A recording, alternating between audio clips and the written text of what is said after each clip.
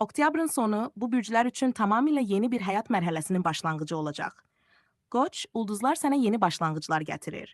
Keçmişdə qapanan qapılar indi ard-arda açılacaq.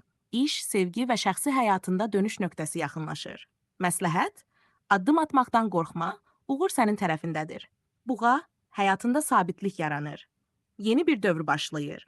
Rahatlıq, maddi güc və daxili sakitlik artacaq. Məsləhət, enerjini tükətmə, səbir bu dəfə səni zirvəyə aparacaq. Əkizlər, oktyabrın sonu sənin üçün dəyişiklik və hərəkət dövrüdür. Yeni tanışlıqlar, köhnə planların gerçəkləşməsi mümkündür.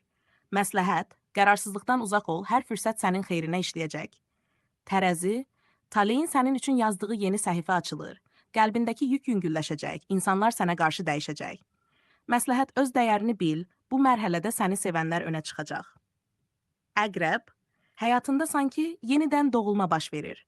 Uğur, sevgi və güc eyni anda səninlə olacaq. Məsləhət, keçmişi bağla, gələcəyi qucaqlamaqdan çəkinmə. Oğlaq, iş və məqsəd planlarında böyük dönüş yaşanacaq. Əziyyətlərinin qarşılığını alırsan, yeni mərhələ səni yüksəldəcək. Məsləhət, planlı ol və heç kimin fikri səni yolundan döndərməsin. Qısa nəticə, oktyabrın sonunda Qoç, Buğa, Əkizlər, Tərəzi, Əqrəb və Oğlaq üçün yeni həyat mərhələsi başlayır. Şir, oktyabrın sonu sənin üçün parlaq dönüş nöqtəsi olacaq. Uzun müddətdir səni sıxan vəziyyətlər bitir, yeni imkanlar qapını döyür. Ətrafındakı insanlar səni daha çox dəyərləndirməyə başlayacaq.